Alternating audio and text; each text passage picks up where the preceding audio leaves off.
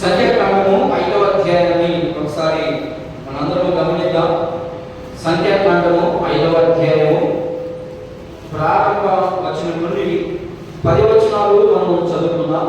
ఈ 10 వచనాలని 2 ప్రధాన భాగాలుగా చేసుకుని ఈ 2 ప్రధాన భాగాల్లో ఒక 4 లేదా 5 విషయాలు మనం తెలుసుకునేదానికి ప్రయత్నం చేద్దాం. 1 నుండి 10 వచనాలు నాతో కలిసి అందరూ ఒక వచనం మీరు ఒక వచనం నేను అట్లా చదువుకునేదానికి ప్రయత్నం చేద్దాం. మరియు యెహోవా మోషేకు ఇలాగూ సెలవిచ్చెను, ప్రతి కుష్ఠరోగిని శ్రావముగా ప్రతి వానిని శవమును ముట్టుట వలన అపవిత్రుడైన ప్రతి వానిని పాడము నుండి వెలివేయవలెనని ఇశ్రాయేలీయులకు ఆజ్ఞాపించుము. నేను నివసించుచుండు వారి పాడములను వారు అపవిత్రపరచబడుతున్నట్లు మగవారినేమి ఆడవారినేమి అందరినీ పంపివేయరని వారిని ఆ పాడము వెలుపలికి వెళ్ళగొట్టవలెను. ఇశ్రాయేలీయులు అలాగ చేసిరి. పాడెములో నుండి అట్టి వారిని వెళ్ళగొట్టిరి. యెహోవా మోషేకు ఆజ్ఞాపించినట్లు ఇశ్రాయేలీయులు చేసిరి. మరియు యెహోవా మోషేకు ఇలాగ సెలవిచ్చెను, నీవు ఇశ్రాయేలీయులతో పురుషుడు గాని స్త్రీని గాని యెహోవా మీద తిరుగుబడి మనుషులు చేయు పాపములోను దేనినైనను చేసి అపరాధులగునట్లు వారు తాము చేసిన పాపమును ఒప్పుకొనవలెను. మరియు వారు తమ అపరాధములను నష్టమును సరిగా నిలుచుకొని దానిలో 5వ వంతు దానితో కలిపి ఎవరికి విరోధముగా అపరాధం చేసిరో వారికి కొలవవలెను. ఆ అపరాధము నష్టమును తీసుకున్నకై ఆ మనుషుడికి రక్తబంధియే కాని రక్త సంబంధి లేని ఎడల యెహోవాకు చెల్లించవలెనని అపరాధ నష్టమును యాజకుడు వాని నిమిత్తము ప్రాయశ్చిత్తము చేయుటకై అర్పించిన ప్రాయశ్చిత్తమైన పొట్టేలును యాజకులకు ఇశ్రాయేలును యాజకునికి తెచ్చు ప్రతిష్టమైన వాటిలో ప్రతిష్ఠింపబడిన ప్రతి వస్తువు యాజకునికి అగును. ఎవరును ప్రతిష్ఠించినది అతన్ని అగును. ఎవరును యాజకునికి ఏమైనా ఇచ్చిన అది అతనిని అగుతుందని చెప్పారు. ఇక్కడ రాయబడినటువంటి మాటల్లో చాలా విషయాలు మనం నేర్చుకున్నాం. ఈ యొక్క సంఖ్యాకాండంలో ఉన్నటువంటి ఈ యొక్క 5వ అధ్యాయంలో 3 విషయాలు ఎక్కువగా కనబడతాయి. ఏం కనబడతాయంటే ఆల్రెడీ నేను మీకు ఒకసారి ప్రస్తావన చేయడం జరిగింది. ఏంటంటే దేవుడు నేను పరిశుద్ధుని కాబట్టి మీరు ఎలా ఉంటారంట, పరిశుద్ధంగానే ఉండాలి. ఎందుకంటే మనం ఒక ప్రత్యేకమైనటువంటి జనాంగం. మనం యేసుక్రీస్తు ప్రభువును నమ్ముకోగలిగితే మనం ఎలా ఉన్నామనేది పక్కన పెట్టి యేసుక్రీస్తు ప్రభువును అంగీకరించిన తర్వాత మనం ఎలా ఉండాలంటే ఒక ప్రత్యేకమైనటువంటి గుంపుగా ఉండాలనేది ఆయన యొక్క ఉద్దేశం. అందుకని ఆయన ఏమంటున్నాడంటే ఆయనతో పోల్చుకుంటున్నాడు మనల్ని. చూడండి ఎంత భాగ్యము మనకి. దేవుడు అనుగ్రహించే ఈ మహాభాగ్యాన్ని ఎందుకు మనం కాల్గొనుకుంటున్నాం? ఎందుకు మనము ఆయన యొక్క ఆజ్ఞల ప్రకారం నడవలేకున్నాం? ఎందుకు ఆయన సన్నిధికి ఆయన మాటకి దూరం అయిపోతున్నాము అయ్యా అంటే మనము లోక ఆశలతో లేకపోతే మనకంటే మనకు ఎదురుగా ఉన్నటువంటి వారిని చూసి లేకపోతే మనకంటే గొప్ప వారిని చూసి మనం ఏమైపోతున్నామంటే మన మనస్సు చెల్లించిపోతా ఉంది. అందుకని అలాంటి వారిని పాత నిబంధన గ్రంథంలో ఎలా పోల్చాడు దేవుడు? పాపంతో పోల్చాడు, లేకపోతే రోగంతో పోల్చాడు. ఈ విషయాలు వాళ్ళు ఆ రోగం కలిగిన వారిని ఏం చేస్తున్నారంట? పాడెము వెలుపలికి, అంటే వాళ్ళు ఊళ్ళో ఉండేదానికి లేదు, వాళ్ళు ఎక్కడున్నావా? బయట ప్రాంతంలో ఉండాలి. ఏంటి ఆ విషయాన్ని కూడా మనము కొన్ని 2-3 విషయాలు మనం నేర్చుకునేదానికి చూడడానికి మనం ప్రయత్నం చేద్దాం. మొదటిగా 5వ అధ్యాయము 1 నుండి 4 వచనాల్లో ఏం కనబడుతుందంటే శరీర సంబంధమైనటువంటి రోగము. మనం ఒకసారి ఆ వచనాలు చదువుదాం, చూడండి ఒకసారి. మరియు చదువుమా. మరియు మోషేకు ఇలాగ సెలవిచ్చాడు. ఎవరు మాట్లాడుతున్నారు ఇక్కడ? దేవుడు మోషేతో మాట్లాడుతున్నాడు. ఎందుకని? అప్పుడు మోషే తప్ప ఇంకెవరితో దేవుడు మాట్లాడేవాడు కాదు. ఇప్పుడు ఈరోజు ప్రతి ఒక్కరితో మాట్లాడుతుంది. ఎలా? బైబిల్ గ్రంథంలో ఉన్నటువంటి ప్రతి మాట ఆయన మాటే. కాబట్టి ఆ రోజుల్లో బైబిల్ గ్రంథం ఉందా? వాడికి లేదు. లేదు కాబట్టి మోషే ద్వారా మాట్లాడుతున్నాడు. ఎవరితో మాట్లాడుతున్నాడైనా? దేవుని కోసం ఏర్పరచబడినటువంటి జనాంగంతో. ఇప్పుడు మనం కూడా ఏర్పరచబడ్డాం. ఈ వాగ్దానాలు కానీ ఈ వచనాలన్నీ మనవే.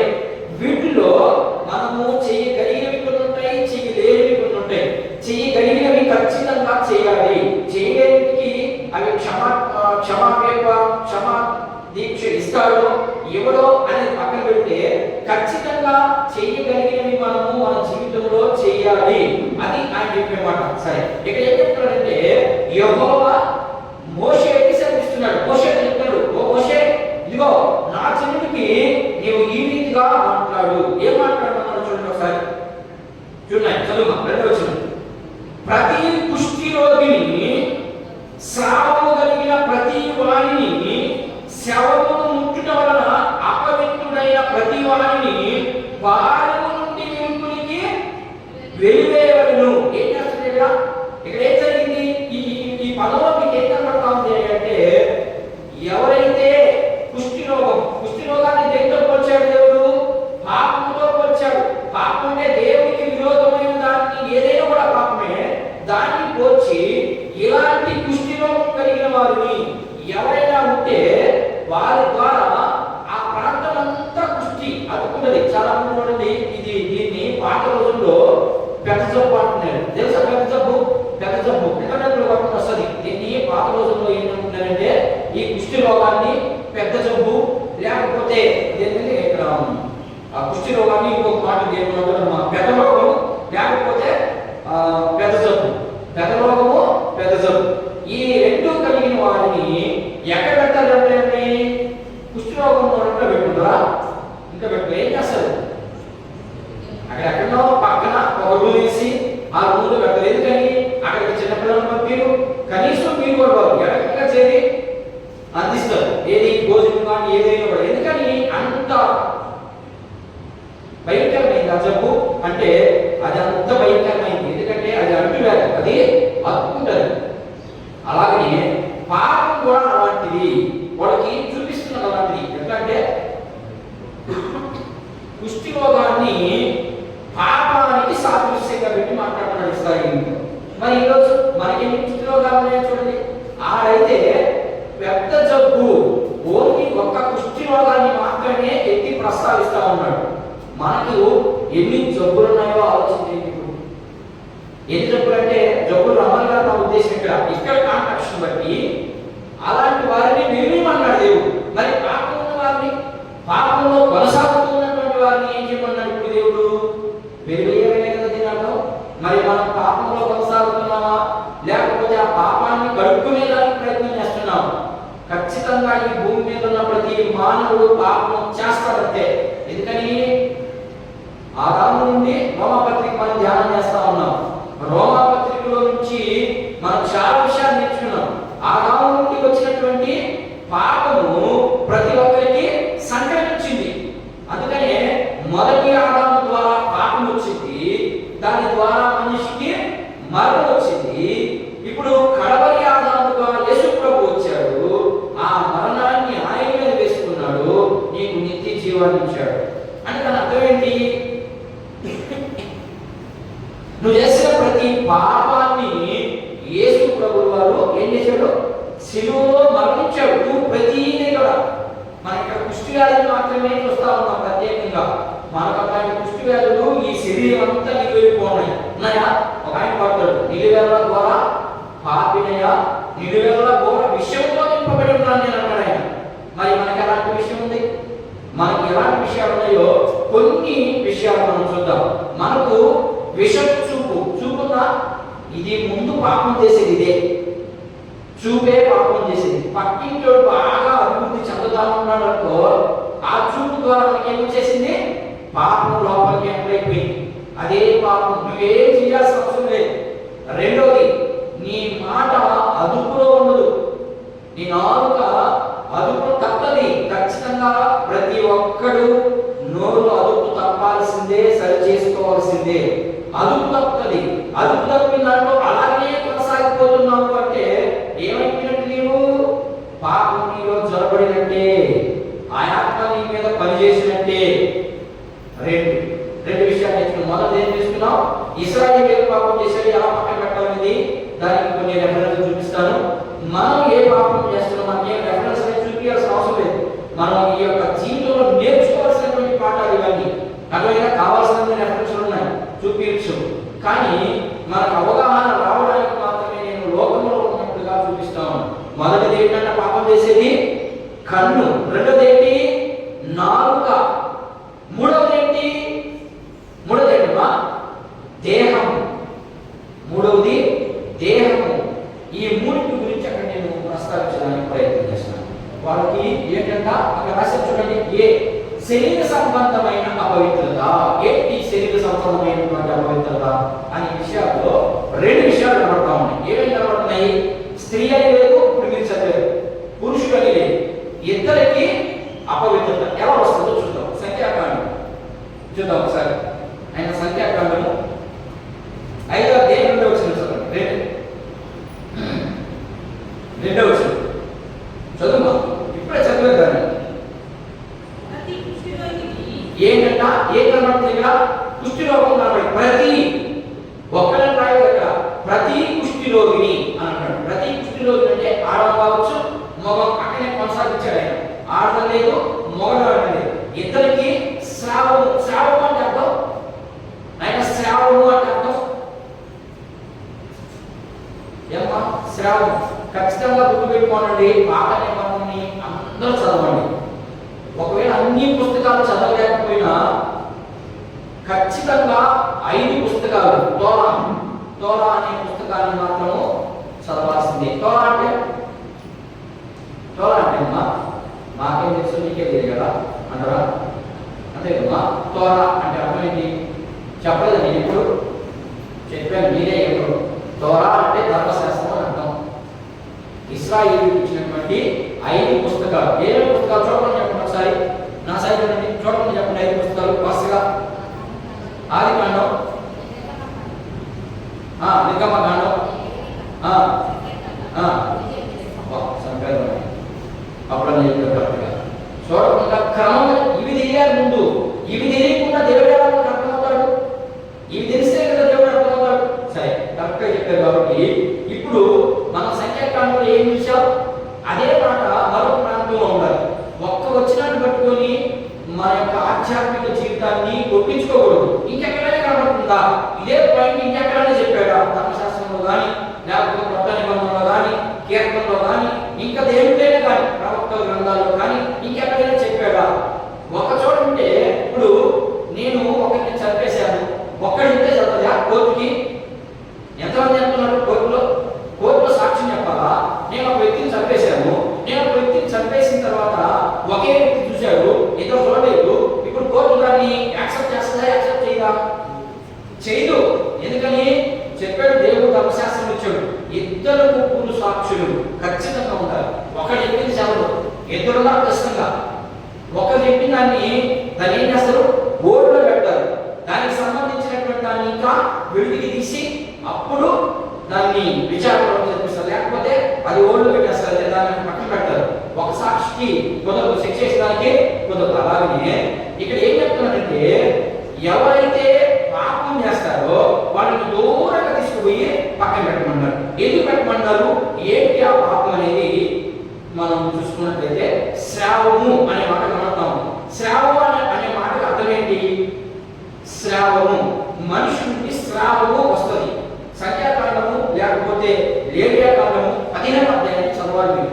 అందుకనే ధర్మశాస్త్రం తెలియకుండా వాక్యం ఎవరికి అర్థం కాదు. అందుకని చదువురాని పక్కన పెట్టడం, చదువుకున్నైనా చదువుకోకపోతే, చదువుకున్నైనా నేర్చుకోకపోతే మిమ్మల్ని ఏమిటి ఏర్పాటు చేసుకున్నాడు? ఇప్పుడు చూద్దాం ఎందుకు ఏర్పాటు చేసుకున్నాడు అనే విషయాలు. ఇక మొదటిది శరీరం నుండి వచ్చు శ్రావము అన్నాడు. చూద్దాం ఒకసారి లేవియాకాండం ఏంటి ఆ అలాంటి వారిని అతి పరిశుద్ధ స్థలాల్లోకి రారు, బహిరంగ ప్రదేశాలకు నడిచేవారు కాదు, వాళ్ళు వ్యక్తిగతంగా ఉండాల్సిందే. అదేంటో మనం చూద్దాం. లేవియాకాండము 13వ అధ్యాయం ఒకసారి చూద్దాం. చూడండి లేవియాకాండము 13వ అధ్యాయం త్వరగా చూసేదానికి ప్రయత్నం చేద్దాం. 1వ వచనం చదివాను. లేవియాకాండము 13వ అధ్యాయము 1వ వచనం. మరియు యెహోవా మోషేకి అహరోనుకు ఇద్దరు చెప్పాడు. ఎందుకని? ఇద్దరు నాయకులు. మోషే అహరోనులకు ఇలా ఏం సెలవిచ్చాడో ఒకసారి చూద్దాం. ఏం సెలవిచ్చాడంటే 3వ వచనం చదువుతుంది. ఏం సెలవిచ్చాడు మీరు అంతా చదువుకోండి, లేకపోతే చదవండి. 2వ వచనం కానీ చదవండి చూద్దాం. ఒక అమ్మా మైకి తీసుకో, వినబడలేదు నాకు. ఒక నీ దేహ చర్మమందు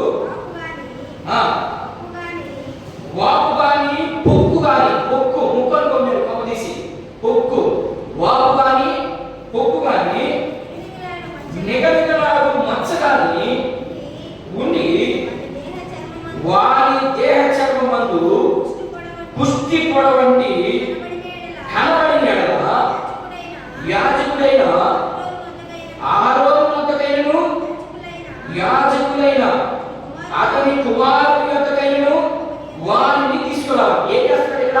మనం చంపుస్తే ఏం చేస్తున్నాం? హాస్పిటల్ కాదు, హాస్పిటల్కి మనం బతకమా డాక్టర్ వస్తున్నాడా? ఏమన్నా మనమే బతకం. అలాగనే ఇక్కడ ఏం చెప్తున్నాడంటే మనకి ఏదైనా ఇక్కడ 3 విషయాలు కనబడుతున్నాయి. 1 మచ్చ కానీ, 2 వాపు కానీ, 3 పొక్కు కానీ, 3 విషయాలు చూపిస్తున్నాడు. ఇవి పాపంతో సమానం. ఇప్పుడు వాపు ఏంటి? గర్వం. వాపుని మనం ఎలా చూసుకోవాలి? గర్వం. విశ్వాసానికి గర్వం ఉండకూడదు. అసలు విశ్వాసం ఏముండకూడదు? దేవుని పిల్లలకి తగ్గింపు స్వభావమే ఉండాలి. వాపు అంటే ఏంటంట? చాలా మంది ఏం చెప్తారు, ఇది చేయాల్సింది, ఇవ్వాల్సింది, మెడాల్సింది అంటే ఏంటి అర్థం? ఏంటమ్మా చేయాల్సింది మనకి అన్ననుకో, దాని అర్థం ఏంటి? వాచి పెట్టుకున్నామని అర్థం. మెడాల్సింది అంటే నక్కేసి కొనుక్కొనేసుకున్నదని అర్థం. అర్థమైందా? అది శారీరకంగా. ఆధ్యాత్మికంగా గర్వం కలిగిన ఏమంటున్నా ఏ కొట్టుకుంటున్నాడు? మాట అలా కొట్టుకుంటున్నాడు అంతేనా? అంతే. ఇప్పుడు వాకుని ఏదో మాట్లాడాలి మనం? గర్వమే ఉండకూడదు మనకి. చాలా మందికి నేను లేకపోతే నీకు సంఘమే లేదు, ఏమ్మా నేను రాకపోతే అది సంఘమే కాదు, నేను పాడకపోతే అసలు భయం లేదు, ఏమనేదా? నువ్వు కాకపోతే 100 మందిని సేవ తీసుకుంటున్నాయి, నువ్వు కాకపోతే ఇంకొకరిని సేవ చేస్తారు. మీకు బాగా అర్థం అవ్వాలి. ఇప్పుడు మీకు సింపుల్గా ఒక చిన్న ఉదాహరణ ఒక చూపిస్తాను. చూపించమ్మా. ఖచ్చితంగా మీకు జరిగిన సంఘటన మీ కళ్ళ ఎదురు జరిగింది. నేను తప్ప ఇంకెవరు చేయలేడు, నాకు తప్ప ఈ పని ఇంకెవరు చేత కాదు అనుకున్నటువంటి వారిని దేవుడు నిర్దాక్షిణ్యంగా ఒక్కరోజు చేస్తారంటే ఎంత ఆ గర్వం అనుకునే ఉండకూడదు. క్రైస్తవుడిగా దేవుని బిడ్డగా అసలు కొనే ఉండకూడదు. మీకు ఉదాహరణకి నేను యేసు ప్రభువుని నమ్ముకునే సమయానికి నాకేమన్నా తెలుసా? నిజం చెప్పండి, మీ అందరూ తెలుసు నా జీవితం అంతా తెలుసా? 2014 సంవత్సరంలో నేను యేసు ప్రభువుని నమ్ముకున్నాను. అప్పుడు నాకు ఏం తెలియదు. యేసు ప్రభు దగ్గరికి మా అమ్మ బాగుంది, మా ఆవిడ బాగుంది, మా నాయన బాగున్నారు, మా ప్రజలు బాగున్నారు. నేను ఏదైనా కావాలంటే సాక్ష్యం చూసుకోండి, ఎవరైనా అడిగిన మా ఇంట్లో ఎవరైనా చెప్తారు. నేను 2016 వరకు పాలేదు. వాళ్ళని నేను ఇప్పుడు కూడా ఆటంకపరచలేదు. వాళ్ళ పాటి వాళ్ళది, నా పాటికి నేను ఓకేనా అట్లా జరుగుతాము. తరువాత ఎవరికి వచ్చింది గర్వము? ఇక్కడ వాక్కు అనే మాట చూపించాను, కుక్కని చూపించాను. కుక్క అంటే అర్థం ఏంటి? ప్రేమ. చాలా లోతైన మాటలు. కుక్క వచ్చింది. ఏమొచ్చింది? ఈ మనిషికి ఏమొచ్చింది? మా ఇశ్రాయేలులో ఉన్నటువంటి 3 విషయాలు చదివారు. ఇప్పుడు 1 వాక్కు, 2 కుక్కు, 3 మత్స. ఓకేనా? కుక్కు దేనికి సాదృశ్యం? ప్రేమకు సాదృశ్యం. ప్రేమించడం జరగడం మొదలుపెట్టింది. దేవుడు చూస్తా ఒప్పుకుంటా ఒప్పుకుంటారమ్మా? నేను అదే చెప్తున్నాను. ఎవరు తప్పు చేసినా సకానికి అనుకుంటుంది. గుర్తుపెట్టుకోండి. ఏ ఒక్కరు తప్పు చేసినా అది మాట ద్వారా కానీ, ఆచారం ద్వారా కానీ, పద్ధతి ద్వారా కానీ, చేసే శరీర కార్యాల ద్వారా కానీ సంఘానికి అంతా చెప్పుకుంటుంది. అందుకని దేవుడు గమ్ముకుంటాడు. ఆ సంఘానికి చెప్పుకుంటుంటే గమ్ముకుంటాడు, చూస్తాడు, మాట్లాడేవో నా బిడ్డని వెయిట్. ఏ సంవత్సరాలు నువ్వు నేను ఇచ్చేది సమయం అంతా ఇదిగో నీకు వారం రోజులు ఇప్పిస్తున్నా, నా డబ్బులు కట్టే లేకపోతే నేనే కేసు పెడతాను. కానీ దేవుడు 2 సంవత్సరాలు ఇస్తున్నాడు, 1000 సంవత్సరాలు ఇస్తానే ఉన్నాడు. మనుషుడికి వాక్యం ద్వారా మాట్లాడుతూనే ఉన్నాడు. కానీ మనం ఏం చేస్తున్నాం? దానికి లోపడటం లేదు. దాన్ని మనం అసలు హృదయంలో పెట్టుకోవట్లేదు. మన హృదయమే కప్పు కొట్టుకుంటుంది. మరి అలాంటప్పుడు మన మాట హృదయం కదా, శరీరం కదా. అందుకని ఇప్పుడు చెప్తున్నాడు ప్రేమ. ఆ ప్రేమ తర్వాత ఇంకోటి ఏదమ్మా? మత్స. మత్స అంటే సాక్ష్యం. ఖచ్చితంగా సాక్ష్యం ఉండాలి. ఈ 3 లేకుండా ఏ వ్యక్తి జీవించినా ఫలింపు ఉండదు. చూశాడు దేవుడు. ఎందునాడు? 2014 కాదు, నాకు తెలిసి 2001 నుంచి. ఇదివరకు 8 సంవత్సరాల నుంచి మీ ఇంటి దగ్గర చర్చ పెట్టాడు. చూడక బాగా ఎన్ని సంవత్సరాలు పెట్టాడమ్మా? తెలుసు, ఉద్యమం తెలుసు. ఉద్యమం కాదు, ఎన్ని సంవత్సరాలు పెట్టాడు చర్చ అక్కడ? ఎన్నో సంవత్సరం ప్రారంభించబడింది చర్చ అక్కడ అమ్మా? 2000 నుంచా? 2001 నుంచా? 2007 నుంచి. ఎన్ని సంవత్సరాలు అవకాశం ఇచ్చాడు దేవుడు? ఆలోచించండి. మీకు నెగ్గట్టుగా జరిగాడు చెప్తున్నాను నేను. ఎన్ని సంవత్సరాలు ఇచ్చాడు దేవుడు? మనం ఎప్పుడు ప్రారంభించాం దేవుని సేవ? 2018లో వచ్చాను నేను. అప్పుడు దాకా నాకేం తెలియదు. నేను అసలు చర్చికి కూడా వచ్చేవాడిని కాదు. దేవుడు చూశాడు. అలాగే మనకు కూడా నువ్వు ఎన్ని తప్పులు చేస్తా ఉన్నప్పుడు దేవుడు గమ్ముగా ఉన్నాడంటే కారణం ఏంటంటే ఆయన నీ కోసం ప్రాణం పెట్టాడు. అది ఆడ ప్రాముఖ్యమైనటువంటి విషయం. నీ కోసం ప్రాణం పెట్టకపోతే ఆయన నిమిషంలో తెచ్చేస్తాడు అంతే. ఆయన నీ కోసం ప్రాణం పెట్టాడు కాబట్టి నీకు అవకాశం ఇస్తానే ఉన్నాడు. ఈ రోజు కూడా ఇస్తానే ఉన్నాడు. మనం ఏం చేస్తున్నాం? దాన్ని అసువుగా, ఎగతాళిగా, కేర్లెస్గా తీసుకుంటున్నాం. కేర్లెస్గా తీసుకొని దాన్ని మన జీవితానికి అప్లై చేసుకొని పడుతూ ఉన్నాం. కానీ దేవుడు ఖచ్చితంగా ఆసన్నమై ఉన్నాడు, సిద్ధపడతా ఉన్నాడు ఆయన. మరి ఆయన సిద్ధపడినప్పుడు మీరు కూడా సిద్ధపడి ఆయన సిద్ధపడ అవసరమా? ఎందుకు సిద్ధపడుతున్నాడు అసలు ఆయన? సింపుల్గా వచ్చి ఆయన ఎందుకు సిద్ధపడుతున్నాడంటే ఈ రోజు సిద్ధపడితే ఈ రోజు 10 మంది అయినా మాట్లాడేమో. అది ఆయన సిద్ధపడు. మరి సంఘం అలా సిద్ధపడుతుందా? ఏం సిద్ధపడు? నాకు కూర్చొని పడవా? నేను సిద్ధపడను. ఆయన వచ్చినప్పుడు నేను లక్ష్యంగా పాటలు పాడుతున్నాను, వాక్యం చదువుతున్నాను, చప్పట్లు కొట్టాను, దేవుని మందిరంలో ఉన్నాను, వెళ్ళిపోతాను. పావు. అందుకని తిమోతి పత్రికలో ఉంది, జట్టి అయిన వాడు ఎట్లా పాడాలన్నా? జట్టి అయిన వాడు నియమం ప్రకారం పోరాడాలి. మరి మనం నియమం ఉందా మనకు? అసలు నియమం ఉందా? అసలు ఒక సమయం ఉందా మనకి? సమయమే లేదు. ఇక నియమం ఏముంటుంది? అంతే కదా. ఎన్ని గంటలకు సంఘం అని చెప్పాను? 8 అని చెప్పాను. 9 అయినా కూడా రావట్లేదు. ఏది నియమం? దేవుడు చూసేది ఇదే. నమ్మకం చూస్తాడు అంతే. నువ్వు ఎంత ఇస్తున్నావు, ఎంత ప్రార్థన చేస్తావు పక్కన పెట్టేది రెండో విషయం. నువ్వు అసలు నమ్మకంగా ఉన్నావా, ఆయన మాటకి లోబడుతున్నావా లేదని చూస్తాడు. మనకు ఒకే సంఘం ఉంటే నువ్వు చెప్పినట్టు 10 కాదు 11 పెట్టుకున్నావు. మన దేవుడు మనం చేసే పనిని బట్టి మనం ఆశీర్వదించి ముందుకు వెళ్తా ఉన్నాడు. పెట్టేటప్పుడు మనం ఏం చేయాలా? అంటే నేను ఉన్నాను చెప్తావా? లేదు. మనం కూడా చెయ్యి అందిస్తే రాకుండా ఉంటాడు మనం బయటికి. మనం ఏం చేస్తున్నాం? చెయ్యి అందిస్తున్నా కూడా మనం వెనక్కి లాక్కుంటున్నాం. అలా ఉండకూడదు. అందుకని ఇక్కడ తరువాత 2018 దాకా చూశాడు దేవుడు.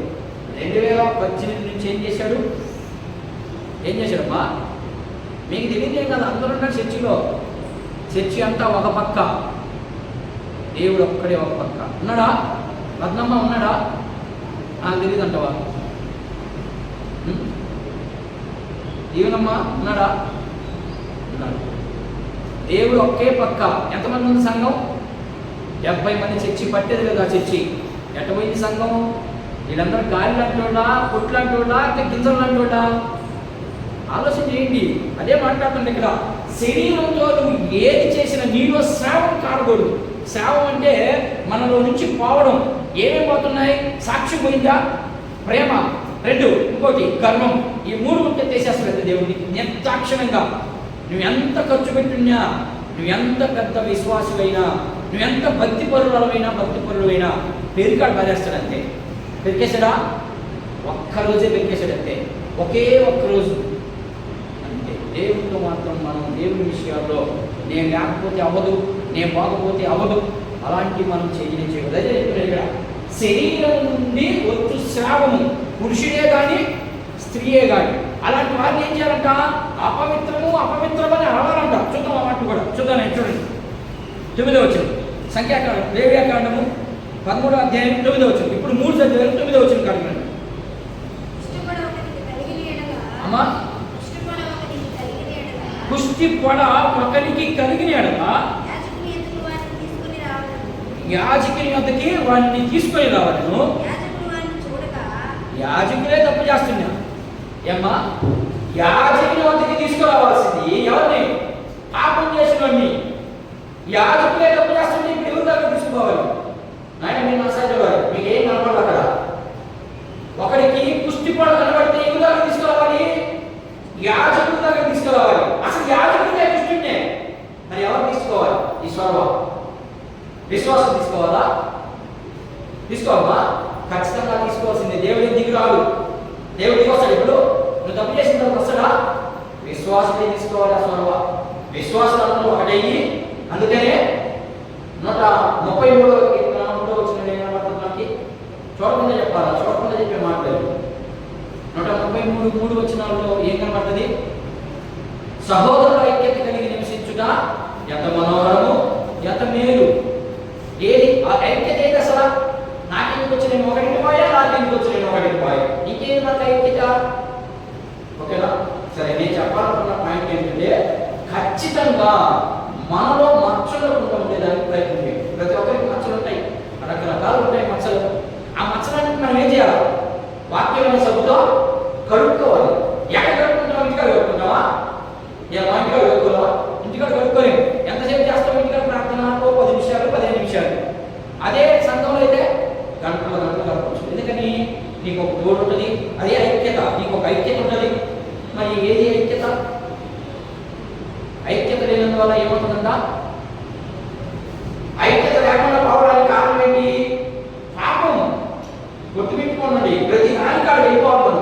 ఎందుకంటే దాన్నే మనం ప్రత్యేకంగా చూపిస్తా ఉన్నాడు దేవుడు. అందుకని దాన్నే మనం మనసులో పెట్టుకోవాలి. ఇప్పుడు దేవుడి ప్రజలు ఎలా ఉండాలనే ఆయన ఉద్దేశం తెల్లని వస్త్రాలు ధరించుకోవాలనేది ఆయన ఉద్దేశం. మనం ఏం చేస్తున్నాము? మలినమైనటువంటి వస్త్రాలను ధరించుకోవాలని మనం ప్రయత్నం చేస్తా ఉన్నాం. ఆ ప్రయత్నాల్లో కారణంగా మనం శుద్ధి చేసుకునేదానికి దేవుడు మనకి అవకాశం ఇచ్చిన ఏడు చూద్దాం. లేవ్యాకాండం 14వ అధ్యాయం చూడండి. ఇంకొన్ని వచ్చిన కొత్తగా లేవ్యాకాండము 14వ అధ్యాయం 4 నుంచి 9 వచ్చిన చూడండి. కొత్తగా చదవాలి. పైన తీసుకో. లేవ్యాకాండము 14వ అధ్యాయం 4 నుంచి 9 వచ్చినాడు. కొత్తగా చదవాలి. చూద్దాం. అక్కడ కొన్ని విషయాలు కనబడతా ఉన్నాయి. ఏంటి ఆ స్రావం కలిగినటువంటి వారి పరిస్థితి ఏంటి? లేవ్యాకాండము 14వ అధ్యాయం యాజకుడు బాగా దగ్గర పెట్టుకున్నాయి. యాజకుడు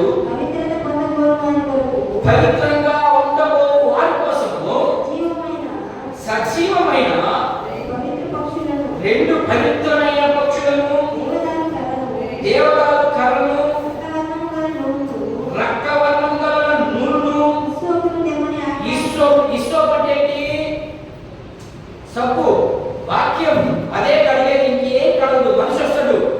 ఒకవేళ మనం తప్పు చేసాము అంటే మనిషి వచ్చి లేదు తప్పు చేస్తున్నా, తప్పుని సరి చేసుకొని చెప్తాడే కానీ దానివల్ల ప్రయోజనం ఏముంటుందా? ఉండదు. 1 గంట సేపు ఉంటుంది అంతే. ఆ తర్వాత మళ్ళా యథా ప్రకారం వెళ్ళిపోద్ది.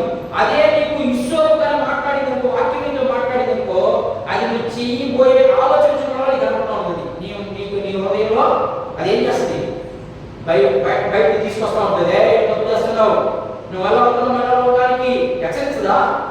ఖచ్చితంగా నిజంగా రక్షించబడినోడికి ఆ హెచ్చరిక వస్తుంది. అప్పుడు ఏం చేస్తాం? మనిషి ఖచ్చితంగా మనము సరి చేసుకునేదానికి ప్రయత్నం చేయాలి. అది అవకాశం ఇస్తున్న దేవుడు. మనం ఏం చేస్తావు? అవకాశాన్ని నువ్వు అట్లంటే బలం మాట్లాడుతున్నావా?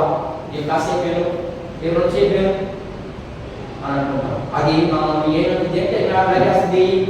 ఈరోజు 10 నిమిషాలు, రేపు అరగంట, ఇంక రోజు గంట, ఇంక రోజు అయిపోయింది. ఇంకా దాంతోనే పని అయిపోతుంది. కాబట్టి జాగ్రత్తగా చదువు. ఇంకా చదువు. యాజకుడు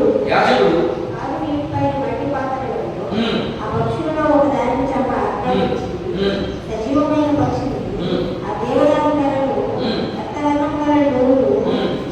తీసుకొని కారు నీటి పైన చంపిన పక్షి రక్తంలో వారి సజీవమైన పక్షిని ఉంచి కుష్టు విషయంలో పవిత్రత పొందడం వారి మీద 7 మార్లు మోక్షించి ఏం చేయాలంట?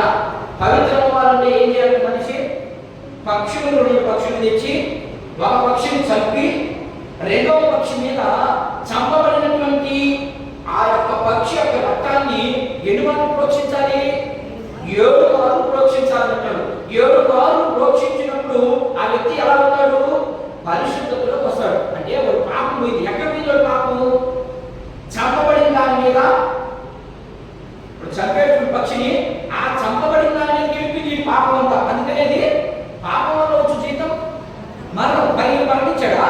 ఈయన మరణించలేదు. ఈయన మరణం ఎవరి మీద పోయింది? ఇప్పుడు పక్షి మీద పోయింది. చేసేది నువ్వును, పోయేది పక్షి మీద మరణం. అందుకని దేవుడు చూసి ఇలా అయితే ఈ లోకంలో ఒక జీవి కూడా ఉండదు. ఎందుకని పాపం చేసేది పక్షిలో గొర్రెలో ఏదో చెక్కి కోసేసేది ఆ పాపం మీద సంపట్టుకుంది. అదే చేస్తాను ఈరోజు కూడా. పాపం చేసేది 10 మందికి అన్నం పెడితే పాతది నా పాపం ఏం పోదు. చర్చి కట్టిస్తే వానే పాదు. నిన్ను వెంటాడదిగా. దేవుడితో ఆశామాష పని కాదు. ఎవరినైనా ఆశామాష పడచ్చు, కానీ దేవుడితో, నిజ దేవుడు, జీవాన్ని ఇచ్చే దేవుడు, జీవం కలిగిన దేవుడు, నీ కోసం ప్రాణం పెట్టిన దేవుడిని ఆడుకోవద్దు. దయచేసి గుర్తుపెట్టుకోండి. ఎవ్వరు కూడా దేవుని మాటను నిర్లక్ష్యం చేయకూడదు. సమయం ఆసన్నమైంది అని నేను పదే చెప్తున్నాను. ఒకవేళ ఏ అనుకూలంగా సంఘాలలో నేను ఇప్పుడే చూశాను. ఇంతకు ముందే చర్చిలోకి వచ్చిన చూశాను. చర్చికి వచ్చిన వాళ్ళు బీబీలో ఉందంట. ఎక్కడ? శ్రీకాకుళం జిల్లాలో. అమ్మ వినండి, చర్చికి వచ్చేవాడికి భీమి ఇవ్వడం లేదంట. వాడు పండించినటువంటి పంటని కొనుక్కోవడం లేదంట. వాడికి ఇవ్వడం లేదంట. ఏం చేయాలి ఇప్పుడు? యేసుప్రభు ఏం చెప్పాడు? నేను ఇచ్చేటప్పుడు ఏం జరుగుతుందని చెప్పాడు? ఏం గుర్తులేదా? మేము గుర్తులేవా? ఏం చెప్పాడు ఆయన? నేను వచ్చేటప్పటికి ఏం జరుగుతుంది అన్నాడు? సంఘం బహుశ్రమలు అనుభవించాల్సినటువంటి సన్నివేశం వచ్చింది. ఆ శ్రమంలో వాడి మిమ్మల్ని నేను సమృద్ధిగా పోషిస్తానన్నాడు ఆయన. కొట్టండి సప్పట్లు. మరి మీరు ఎన్ని శ్రమలు వచ్చినా, ఎన్ని ఏమైనా, ఎన్ని కష్టాలు వచ్చినా పోషించేది నేను. ఇప్పుడు ఎవరు వైపు చూస్తున్నాడు? మనిషిగా చట్టాన్ని ఆశ్రయించాల్సింది. ఆశ్రయించుదా? ఆశ్రయించాలి. తరువాత ఎవరి మీద ఆధారపడాలి? దేవుడి మీద ఆధారపడాలి. మనిషిగా చట్టాన్ని ఆశ్రయించాలి. ఇప్పుడు అదే జరుగుతుంది ఆ ప్రాంతంలో. మరి మన ప్రాంతానికి వస్తే ఏంటి పరిస్థితి? రాదు మన ప్రాంతానికి. ఈరోజు అక్కడికి జరిగింది, రేపు చెరువు చదవాలా? కష్టం జరుగుతుంది. నాకెందుకు అక్కడికి వచ్చిందని మనం ఏం చేస్తామమ్మా? కరోనా వచ్చినప్పుడు కరోనానే గుండి గవామనం కాకి. కరోనా వచ్చినప్పుడు నాకు రాలేదనుకున్నాను అందరూ. వచ్చినప్పుడు తెలిసింది బాధ. అంతే, మనకు కూడా ఆ శ్రమలు వచ్చినప్పుడే మనకు కూడా బాధ తెలుస్తుంది. ఆ బాధల్లో మీరు బాగుండా ఉండడానికి ఇప్పుడు నుంచే సిద్ధపడండి. దేవుని వాక్యం. ఈశ్వరుతో కలుపుకోండి. మీరు వాక్యంలో కలగండి. మన లోపాలు ఇది చూపిస్తుంది వాక్యము. నా కోసమే రాసి పెట్టాడు బైబిల్ అని మీరు అనుకోవాలి విశ్వాసి. అప్పుడే ఇది నాకు కాదు, ఇశ్రాయేల్ కదా, మనకేం సంబంధం లేదే అని అనుకుంటున్నారేమో. లేదు. ప్రతి దాంట్లో నుంచి మనం నేర్చుకోవాల్సినటువంటి పాయింట్ చాలా ఉంటాయి. ఆ చాలాని మనం ఏం చేయాలా? మన జీవితాన్ని అప్లై చేసుకుంటూ మన జీవితంలో ముందుకి కొనసాగిపోవాలి. ఇది పరిశుద్ధతగా మార్చబడాలంటే వాడు ఏం చేశారు? రక్తాన్ని ప్రోక్షించారు. మరి ఇప్పుడు ఏం చేయాలా? నువ్వు పరిశుద్ధంగా ఉండాలంటే నువ్వు ఎక్కడ ఉండాలి చెప్పండి.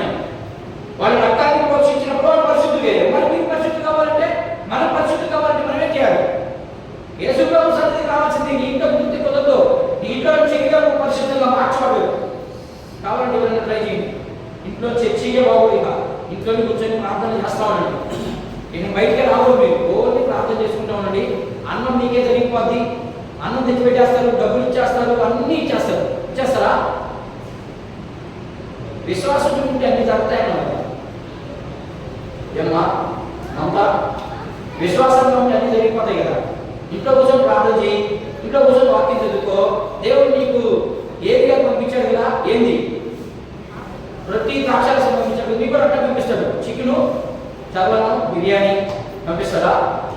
ఏం పంపించాడు. ఎందుకని ఆ రోజుల్లో నేను నీతో కూడా ఉండడానికి, నువ్వు నేను నేర్చుకునేదానికి, ఇదిగో ఈ వ్యక్తి కాదు, ఈ వ్యక్తితో కూడా ఉన్నాడు దేవుడు, నువ్వు కూడా ఆయన నీతో కూడా ఉన్నాడు దేవుడు చెప్పేదానికి సాదృశ్యాన్ని పెట్టాడు ఆయన. అంటే దాన్ని పట్టుకొని విశ్వాసంగా ఉంటే నాకు అన్ని వచ్చేస్తే ఏం రావు. విశ్వాసంగా ఉండాలంటే నువ్వు చాలా చేయాలి. నువ్వు చాలా చేసినప్పుడు అప్పుడు నీకు కూడా దేవుడు. మనం ఒకటి కూడా చేయము, నేను మాత్రం విశ్వాసంగా ఉంటాను అన్నా. అలా ఉంటే నీ వల్ల అనుకోవాల్సింది కానీ దేవుడు ఇప్పుడు కూడా అనుకో. సరే, మొదటి విషయం ఏంటో చూద్దాం. నేను 15వ అధ్యాయం చూడండి ఒకసారి. 15వ అధ్యాయము 3వ వచనం చూద్దాం. సంఖ్యాకాండం 15వ అధ్యాయం 3వ వచనం.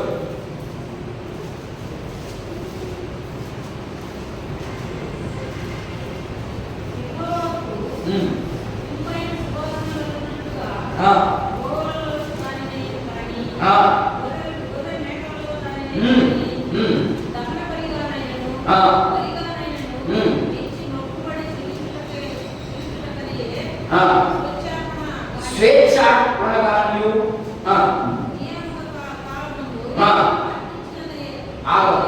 ఇక్కడ ఏం చెప్పాడు?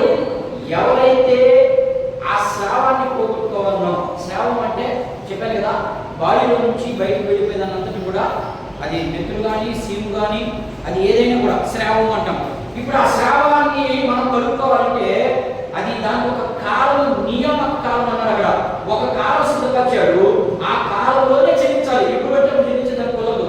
నేను 9 గంటలకు పోయి, రాత్రి 9 గంటలకు పోయి నేను పోలీస్ స్టేషన్లో నేను పంచాయతీలో కూర్చుంటాను కుదరదా? దానికి ఒక టైం. ఎప్పటి నుంచి పంచాయతీ టైము? పోలీస్ స్టేషన్ అయితే 24 hours ఉండాలి. పంచాయతీ టైం ఇప్పుడు ఉదయం 10 నుండి సాయంకాలం 4 గంటల వరకు. ఆ తర్వాత పంచాయతీలో నేను పోయి ఎప్పుడు కూడా ఏం తీసుకోవాలి. అట్లాగే దానికి ఒక నియమకాలం ఉంది, మనకు కూడా ఒక నియమం కాలం ఉంది. ఏమేమి కాలం? ఇశ్రాయేలుకైతే నియమించబడిన కాలం ఉంటుంది, మనకి నియమం కాలం ఉందా? ఎప్పుడైనా పోవచ్చు, ఏ క్షణమైన దేవుని సన్నిధికి వెళ్ళచ్చు. కాబట్టి మనం దేవుని సన్నిధికి వచ్చేదానికి మనం ప్రయత్నం చేయాలి. ఇకపోతే దానికి స్త్రీల విషయంలో చూద్దాం. 15వ అధ్యాయం 25వ వచనం చూడండి. 15:25 రెండు మాటలు చూద్దాం.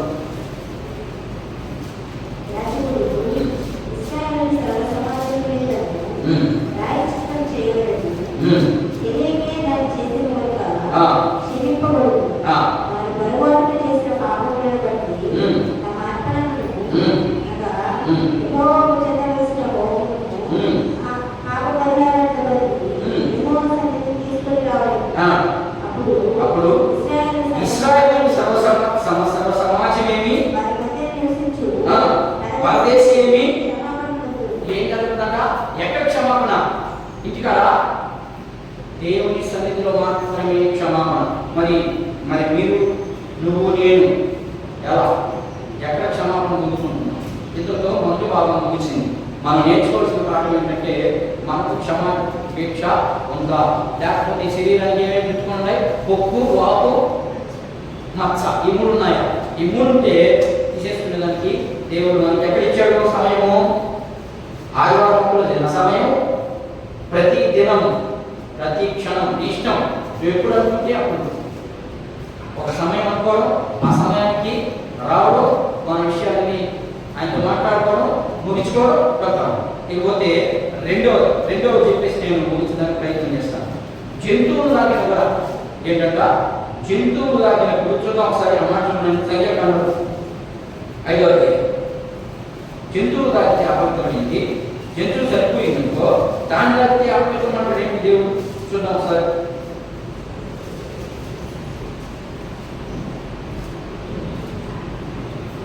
ప్రతి శవం అన్నాడు కదా, అన్నాడా? ఏమమ్మా అన్నాడా? లేదా? చదవండి ఒకసారి మాట చదవండి. మరియు ఆ, యెహోవా మోషేకి ఇలా సెలవిచ్చెను. ఆ, ప్రతి కుష్ఠరోగికి శ్రావమైన ప్రతి వానిని శవము ముట్టుట వలన శవము అంటే చనిపోయిన దాన్ని జంతువు అయినా సరే ఇక్కడ దాకా ఇప్పుడు దాకా శవము అంటే మనుషులని లేకపోతే ఇంకోటి కూడా అనుకున్నారు. శవము అంటే చనిపోయిన దాన్ని దేని ముట్టినా కూడా పాపం వచ్చేస్తుంట. అర్థం ఏంటి అంటే అర్థం ఏంటి? చచ్చిపోయిన దాన్ని ఏది తాగినా మన మీద పాపం వచ్చేస్తుందా? అదే కదా అర్థం. చూడంత కఠినంగా ఉందో అవి లేకపోయినా ఇస్తాయి. వాటన్నింటినీ జయించి మీరు ఏమైనా చేయండి ఆయన నాకు ఏమి ఇబ్బంది లేదు, కానీ నా మాట మాత్రం మీరు దేవుడు చెప్తుంటే మనం ఏం చేస్తున్నాం? అన్నింటినీ చేస్తున్నామా?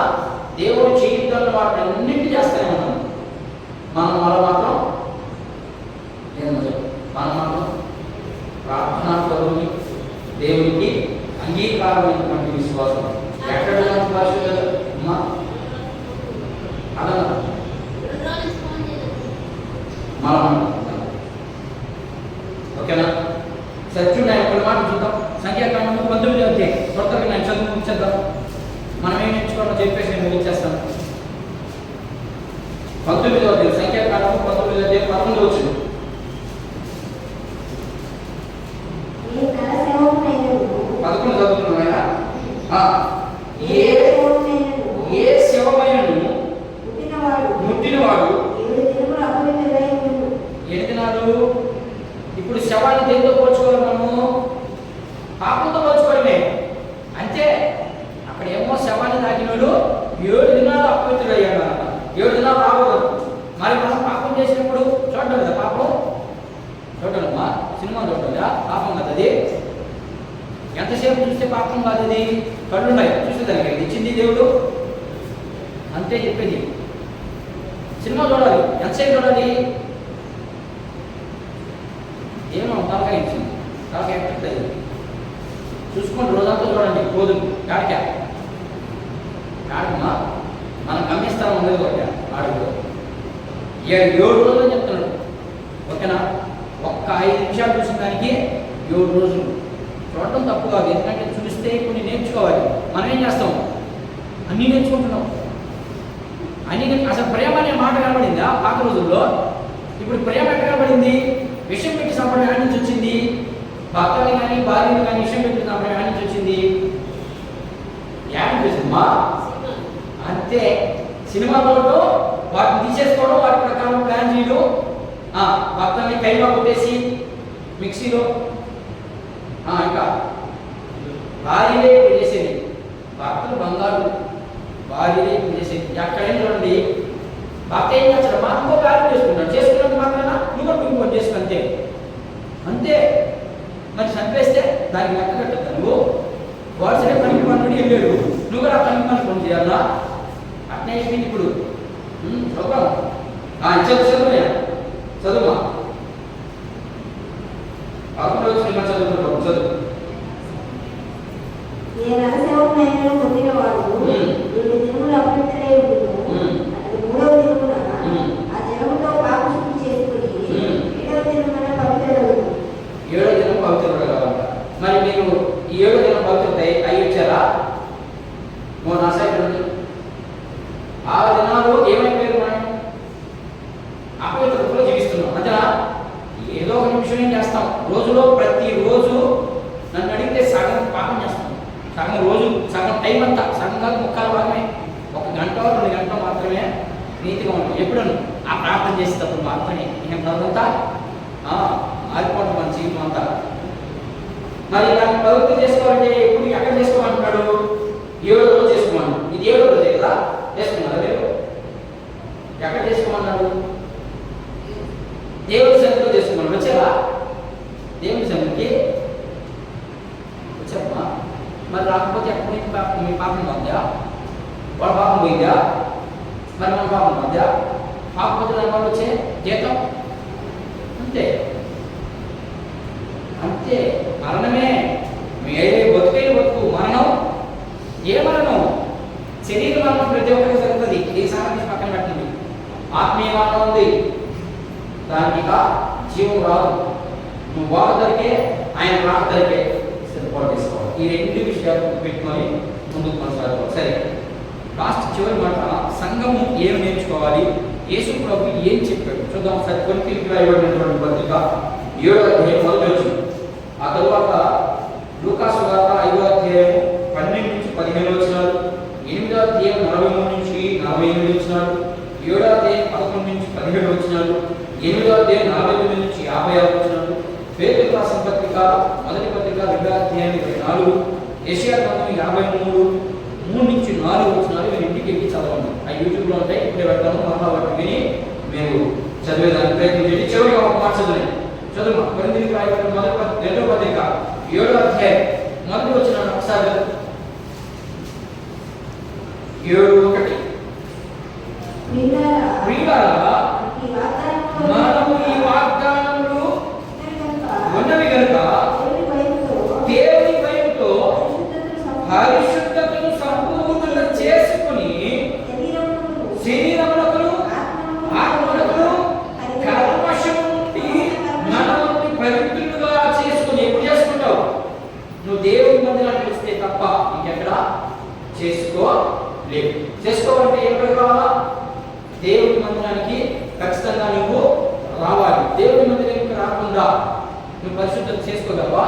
చేసుకోవు. ఒకవేళ అలాంటి దేవుని మందిరానికి నువ్వు రావడానికి ఏదైనా ఆటంకాలు ఉన్నాయా అంటే దేవునికి ముందుగా నుంచే ఈ రోజు నుంచే ప్రార్థన చేయాలి.